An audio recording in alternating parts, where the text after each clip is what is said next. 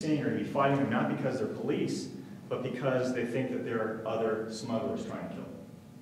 That's the situation we have in the state. We have the second highest kidnapping capital in the world right now is in Phoenix, Arizona. And when you talk to these people up in America, up in Washington, they have no concept of the problem that we're talking about.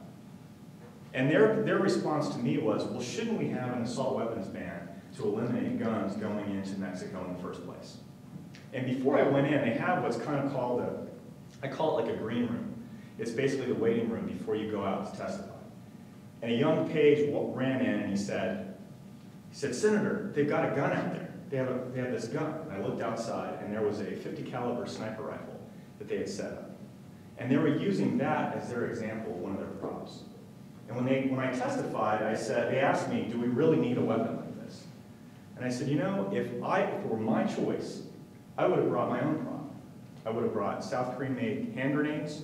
I would have brought an AK-47s. Would have brought all these different things because they are the weapons of choice in Mexico right now. But I couldn't bring them because they're illegal in the United States. That's the real problem that's happening in Mexico right now. All of this corruption that we see, that's what's causing most of the problems. But in Washington, they don't see that as the problem. They don't see. They want to figure out a way that blames us in the United States for the problems that are going on south of the border. Now we know the problems that are happening on south of the border right now. We live them every day. I live them in Pima County, you live them in Cochise County, and in Santa Cruz County. We know what the problems are. And the bottom line is the problems are caused primarily because we do not have a presence on the border other than Border Patrol. As a state lawmaker, I voted to put the National Guard on the border. My opponent voted against it.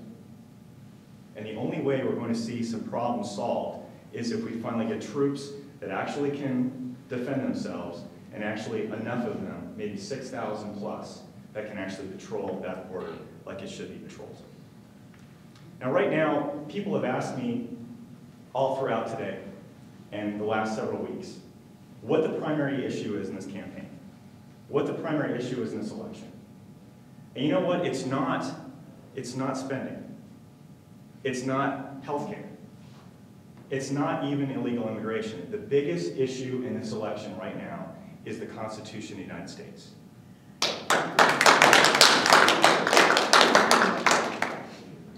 You think about it. At the ratification of the Virginia ratification of the Constitution, they said, we do not trust our liberty to a particular branch of government. We need one branch to be a check on the other. Let me ask you, has Gabrielle Giffords been an effective check or balance on the executive, on Barack Obama? No.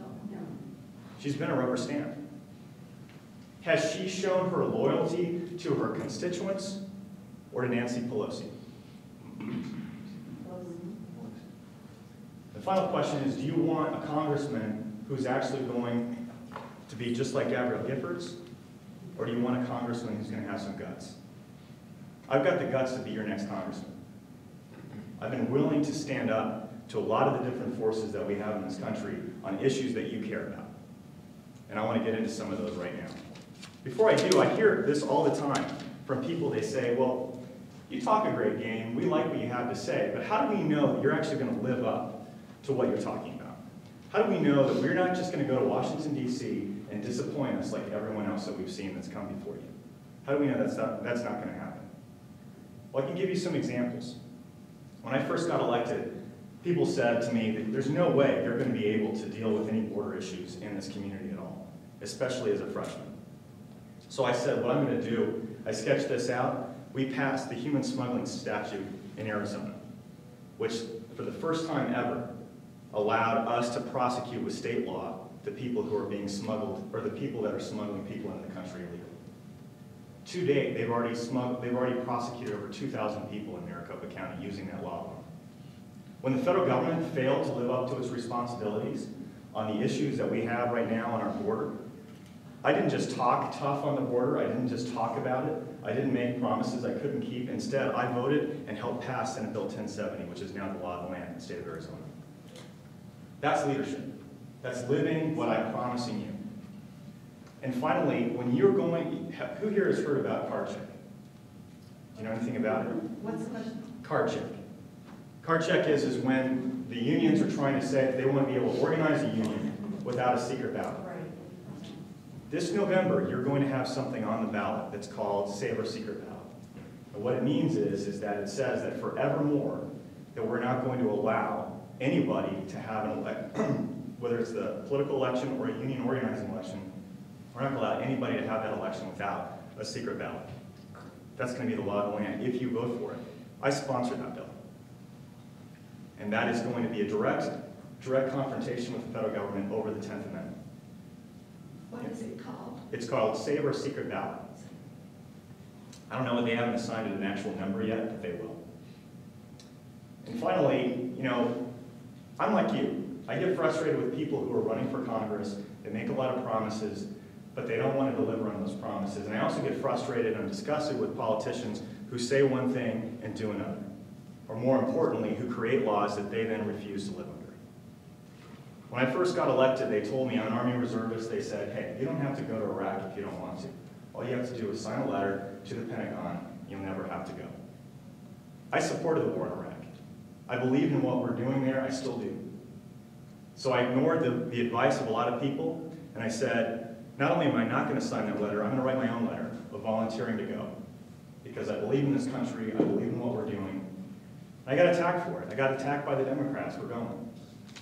But my district voted for me overwhelmingly because they believed in what I was doing and they believed the cause was right. I'm running for Congress because I love this country. I'm running for Congress because I love this state. I'm running for Congress because I love Southern Arizona, and I'm the only candidate who has a proven track record of actually protecting. Thank you very much.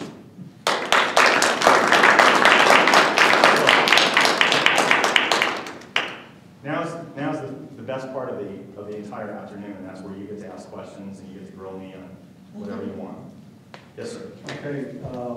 Would you, I know you said you knew Jeff Flake quite well, we do too, and we have supported him for lack of somebody else's support in this area. Would you follow his example on earmarks? Absolutely. What does everyone know what an earmark is? Why don't you explain? Well, it's just for everyone else. Bills that provide money for a specific district for some vague purpose in that district. Absolutely. What it is, bridge to nowhere. For example, they write something in that's specifically earmarked to a district.